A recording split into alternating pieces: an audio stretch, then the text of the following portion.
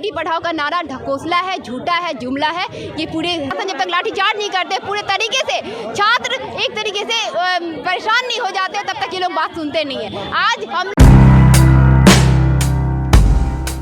BJP कार्यालय के पास पहुंचे हुए हैं। यहाँ पे छात्र छात्राओं जो है वो आंदोलन कर रहे थे। इसी के बीच में जो है यहाँ पे सम्राट चौधरी आए हैं और छात्राओं से बात की है और क्या कुछ बात हुई है इन सभी हम छात्राओं से ही जानेंगे कि किस तरीके से बातें हुई हैं, इनको क्या आश्वासन दिया गया है, ये जानेंगे। जी, किस तरीके की बातें हुई है? बोले हैं कि शाम तक हम लोग का जो भी है वो आ जाएगा। अभी बात मार रहे, बट हम लोग को रिटर्न चाहिए था कि साइन करके दे दे, बट अभी कंफर्म नहीं है कुछ भी, बस बोल रहे हैं। तो जिस तरीके से लोग खुशी खुशी से जा रहे हैं तो ऐसा लगता है कि हाँ ये सही है कि सही हो जाएगी, सरकार कही है तो हो जाएगी। पता नहीं, उन लोग तो मतलब कि उन लोग का डिपेंड करता है ना, उन लोग क्या करेंगे। आप लोगों को कुछ तो उम्मीद होगा ना? पता नहीं, हो जाए। किस तरीके की बातें हुई है सरकार से? सरकार से बातें हुई है कि आश्वासन मिला है, हम ये काम रात तक शाम तक हो जाएगा, मैसेज आ जाएगा, मिल जाएगी आपको। और ये पूरे दिल से उन्होंने आश्वासन दिया, इनके लिए हम दिल से शुक्रगुजार हैं और हमें आशा है कि इस बात पे खड़ा उतरेंगे बस। और क्या, सारे स्टूडेंट जैसे 3 दिनों से नहीं मिले थे, 3 दिन नहीं 4 दिन हम लोग भटके। पहले पाटलिपुत्र यूनिवर्सिटी गए, डाक बंगला चौराहा गए और फिर यहाँ फाइनली यहाँ पर आ जाए। फाइनली आज यहाँ पे पहुँचे। यहाँ शिक्षा विभाग तक हम लोग गए थे, तब भी वहाँ पे कुछ नहीं। हम लोग को 40 से 1 घंटा 30 मिनट तक हमको वहाँ पे वेट करा गया, लेकिन कोई रिजल्ट नहीं मिला। तो हम लोगों ने घर गया और फिर से आज आए हैं और आपके सामने नतीजा है। तो ऐसा लग रहा है कि सरकार मान लेगी एकदम। और इस बात को लेकर सारे स्टूडेंट के दिलों में बहुत खुशी है और हमको भी अच्छी लग रही है। तो बस इसी के साथ मैं अपनी वाणी को विराम देता हूँ। जय हिंद। तो और यहाँ पे आप देख सकते हैं कि जितने भी जो छात्र छात्राएं हैं ये मिल करके आए हैं और बहुत खुश नज़र आ रहे हैं। यहाँ और भी लोग हैं, इनसे भी हम बात करेंगे कि आखिर जो है किस तरीके का आश्वासन दिया गया है सरकार के द्वारा और क्या कुछ है। तो इसी के लिए और भी जो लोग हैं उनसे हम जुड़ेंगे। क्या क्या बातें हुई है सरकार के बीच? सरकार के बीच में जो बात हुई है, हम लोगों का बस मांग था छोटा सा। आप देख ही रहे पिछले 3-4 दिनों से छात्र छात्राएं सड़कों पर हैं और जब तक ये लोग इन लोग का लाठीचार्ज नहीं होता है, देखते हैं किस तरीके से पुलिस प्रशासन जब तक लाठीचार्ज नहीं करते पूरे तरीके से, छात्र एक तरीके से परेशान नहीं हो जाते, तब तक ये लोग बात सुनते नहीं है। आज हम लोग जितने भी छात्र छात्राएं, इनका बस यही मांग था कि डिग्री कॉलेज में जो हस्तांतरण किया जा रहा है इंटरमीडिएट छात्र छात्राओं को अदर महाविद्यालय में, आप बता दीजिए कि 2023 से 25 सत्र में नामांकन होता है।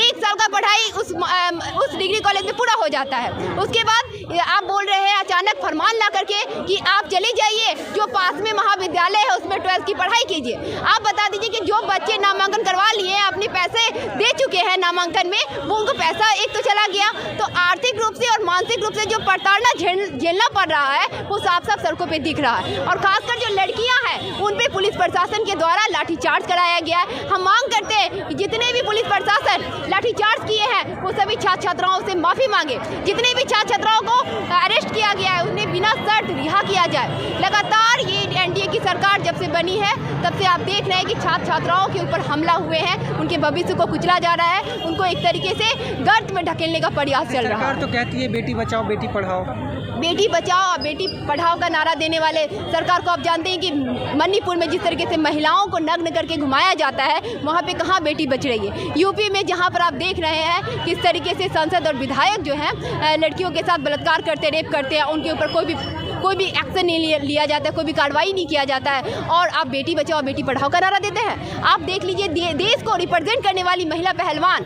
साक्षी मलिक और विनेश फोगाट आज अपने यौन उत्पीड़न के खिलाफ जो लड़ाई लड़ रही थी, उनके ऊपर क्या इंसाफ हुआ है। तो बेटी बचाओ बेटी पढ़ाओ का नारा ढकोसला है, झूठा है, जुमला है, ये पूरे तरीके से हम लोग जान रहे हैं। तो सरकार तो करिए कि इसी पे हम लोग इस बार 400 पार हैं। तो 400 पार है वो तो आने वाला वक्त बताएगा। हमारी तो लड़ाई जारी है और हम लोग मांग करते हैं कि शिक्षा, रोजगार और अपने अधिकार पे वोट करें।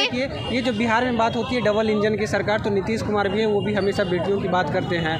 कुछ भी होता है तो सबसे आगे जो बेटियों को लाते हैं। शराबबंदी करना था, बेटियों को आगे लाए। दहेज प्रथा हटाना है तो बेटियों को आगे लाए। साथ नीचे लाना है, बेटियों को आगे लाए। तो फिर इसमें बेटियों को इस तरीके से क्यों किया जा रहा है? तो बात यहीं पर है कि बेटियों को, लड़कियों को मूढ़ा बनाया जाता है। हर बार की तरह जब भी कुछ होगा तो महिलाएं जो है वो मूढ़ा बनती है। तो इसी तरीके से सरकार भी महिलाओं को ही मूढ़ा हर बार की तरह इस बार भी बना रही है। आगामी दिनों में लोकसभा का चुनाव है और इसमें ऐसे ऐसे नारा अगर नहीं देंगे और ऐसी ऐसी बात नहीं करें कि बेटी बचाओ बेटी पढ़ाओ का नारा, तो इनकी जो सत्ता की रोटी है वो कैसे चलेगी। तो बेटी कहीं बच नहीं रही है।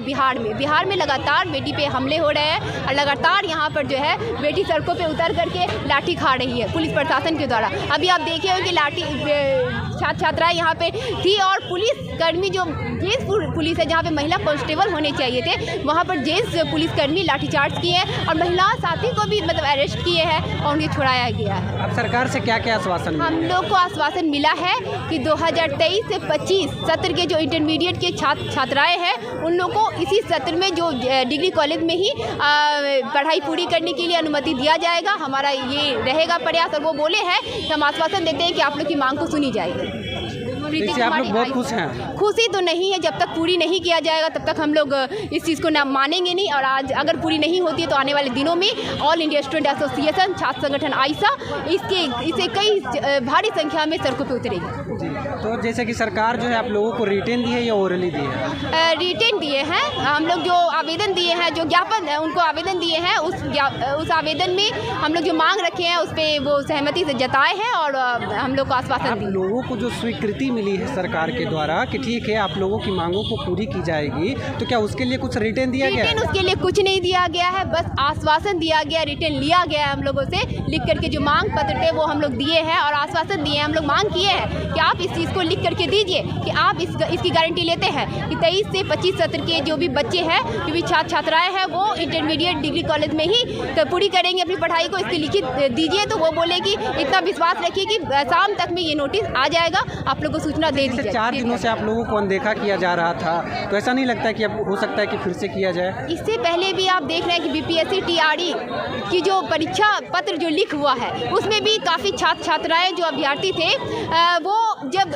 उम्मीद के साथ एग्ज़ाम क्वालिफाई करते हैं, काफ़ी परेशानी के बाद पटना जैसे महानगर में पढ़ाई पूरी करते हैं और इतनी सारी कठिनाइयों के साथ जो कम सुविधा में अपनी पढ़ाई को पूरी करते हुए जब कंपटीशन का एग्ज़ाम देते हैं, एग्ज़ाम दे करके बाहर निकलते हुए पता चलता है कि पेपर लीक है। तो पूरे ये देश में 80 से ज़्यादा परीक्षाएं जो हुए हैं उसमें पेपर लीक है। तो पता नहीं बिहार की क्या छवि बनाना चाहते हैं नीतीश जी, वो तो नहीं पता। इससे पहले जो तेजस्वी यादव कहते हैं कि हम जितना भी जो है लिए हैं वैकेंसी का, जितना भी परीक्षा लिए हैं वो किसी में पेपर लीक नहीं हुआ है।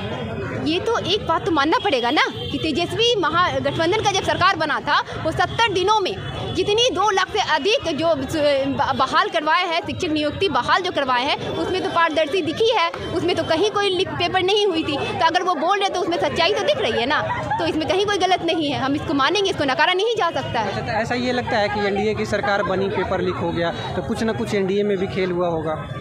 एनडीए में ये शुरू से कहीं ना कहीं सरकार, प्रशासन और जहाँ तक ये जो मतलब इस सब में रहते हैं, जो भी इस तरीके से एग्ज़ाम कंडक्ट करवाते हैं, वो सब कहीं ना कहीं मिले हुए रहते हैं और ये सब पैसे का खेल है, लेन देन का खेल है। और इसी के आधार पर जिनके पास पैसे हैं वो जॉब में है, जिनके पास पैसे नहीं है वो आज हाशिए के कतार पे है।